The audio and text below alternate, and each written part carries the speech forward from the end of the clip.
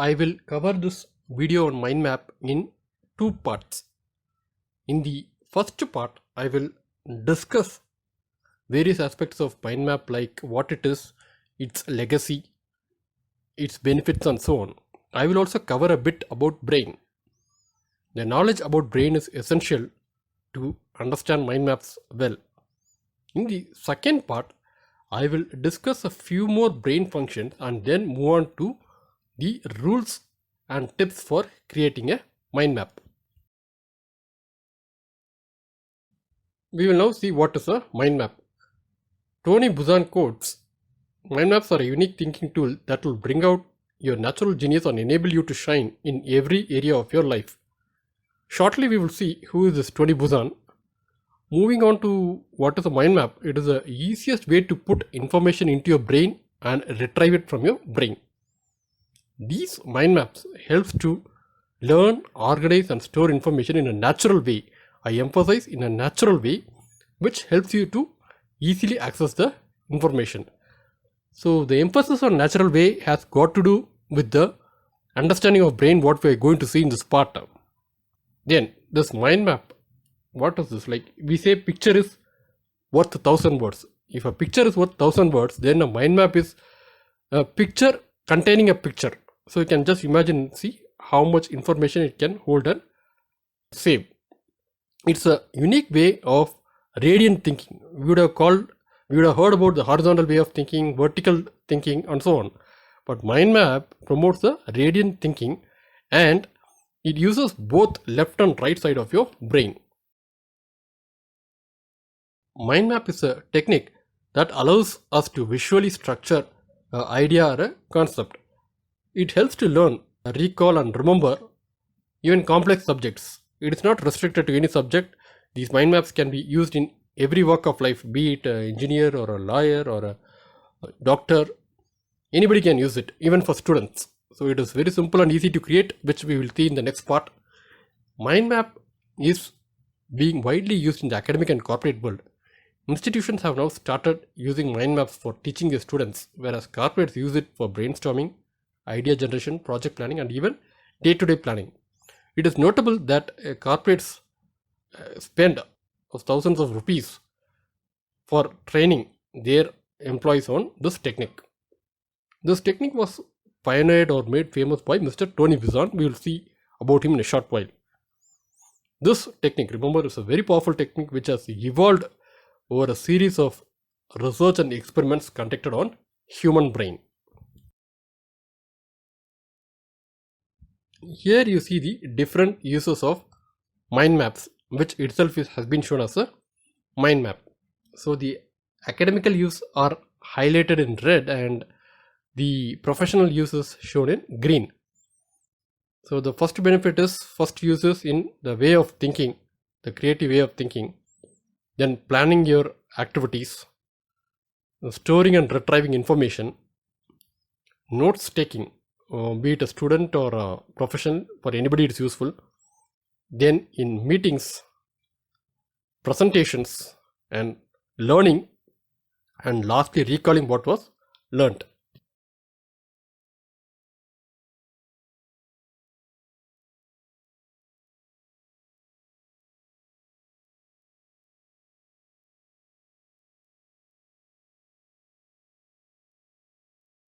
We saw that mind map is used in brainstorming. So this is one sample of brainstorming where somebody wants to start a new venture. So a typical mind map would be similar to what you see. It's at a very high level based on the venture what you start. It could have lot many depth and more branches. This is how mind maps are used in planning. So this is a sample where the mind map is used as a wedding planner. Now we'll see where it all started. Leonardo da Vinci was a genius in the 15th century. He had a wide variety of range of knowledge in anatomy, astronomy, botany, and even painting. He used images, diagrams, and symbols and various illustrations to bring out the thoughts in his brain and put it on a piece of paper. So that was similar to the mind map what we are using today. Later came Charles Darwin, who was a geologist who brought out the theory of evolution. As part of his research, he had to analyze 3000 species. This was sheer volume of data itself was a challenge because those days there was no computers to feed this and analyze it. So he started using a note-taking method similar to mind map which you are seeing in the image. And once he was able to put it in this way, within the next 15 to 18 months, he was able to come out with this complete theory. Then comes Richard Feynman, a very famous physicist in quantum electrodynamics. So he used similar to mind maps for his subject or area of specialization and what is today called as the Feynman diagrams. The current day mind map what we are going to see in this or next part of the video is came into use in around 1960s, and maybe 10 years before that it could have come to use, and it was Tony Buzan who popularized it as it is today. He is the world's renowned inventor of mind mapping and also an expert in the areas of brain, memory, speed reading, creativity, and innovation. He has written he has written many books around these subjects, which helps to utilize our brain better. His 40 years research over his lifetime has helped to develop a lot of techniques which help individuals to think better and more creativity to reach their full potential. So let me also put a disclaimer or a reference that most of the contents which I discuss in this video is taken from his books or videos. We will now move to the main content of this video, that is the understanding our brain, its function, evolution and structure. Essentially, we are going to teach our brains about brain. So in any session when I touch upon this topic before mind mapping, a general question who many have asked or feel bored is this topic required to understand mind maps, or what way is this going to help to learn the mind maps? I'm sure you have a similar question. Is understanding about brain so important to understand the mind maps? So let us take a step back. See, we have been using our brain all the time, every second we are using, but we don't know much about it. You take a simple point and shoot camera, it will easily have some 50 to 60 page manual on the various features. But our brain being so powerful, we never had any manual about the brain. Your brain's understanding about itself, your brain should know about its capabilities and its structure to understand the mind maps better.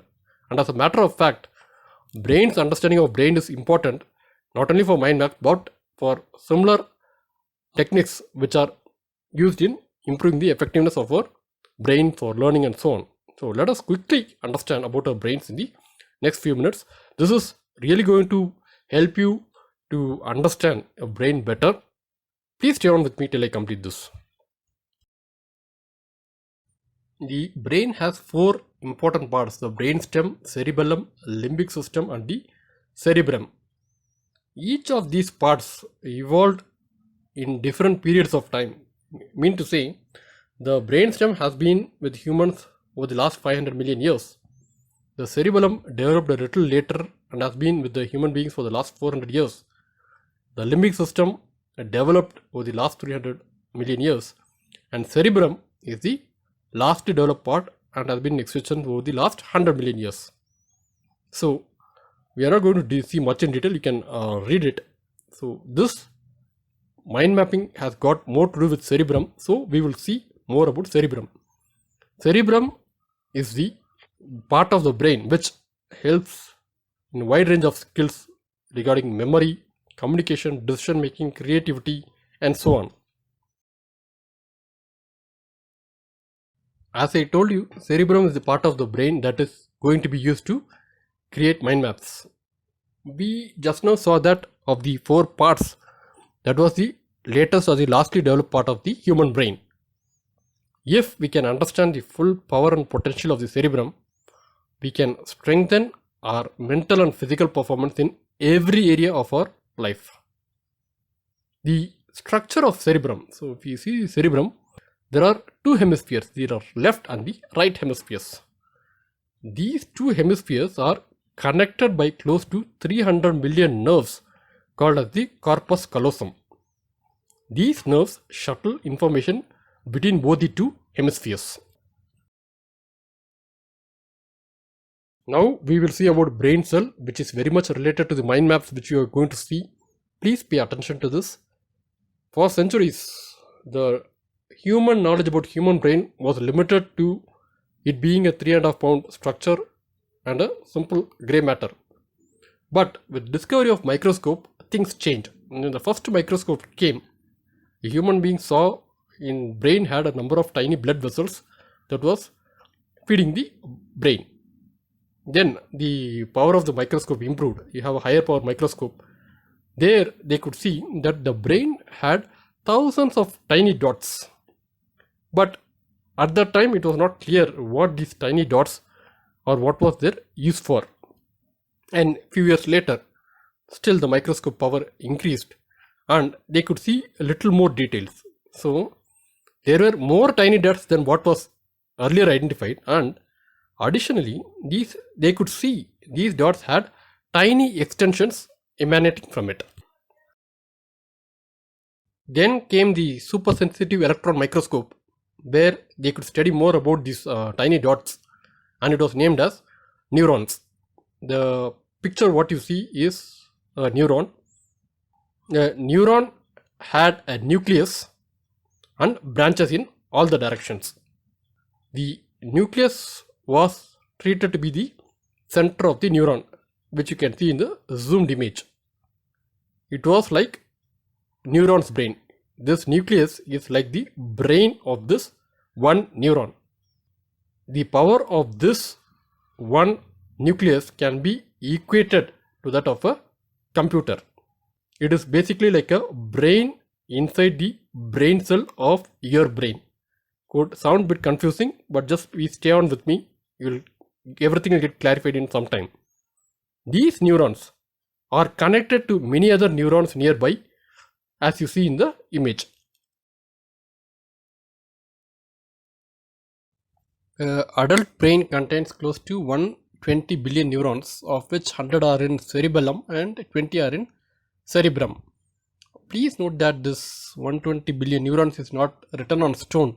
There are different researchers and different studies which indicate different numbers. One recent study indicates we could have only 86 billion neurons. It's just a indicative number. The second aspect is the branches of the neurons are connected to each other with roughly 100 trillion points. These connection points are called as synapses. That is what you see in the circular, small circles there. So each one neuron could easily have 10,000s of such connection with the adjacent neurons. So each neuron communicates with the adjacent neurons through tiny electric pulses. I have put up something here. Can you try to read it? I'll just give you 5 seconds. I'm sure you're finding it difficult because these are in a different language which you don't know or you don't understand. So you naturally had some resistance or difficulty in reading this out. This is what I had written. I had written, hello, do you understand this? So now let us take a close look at one of the images we just saw.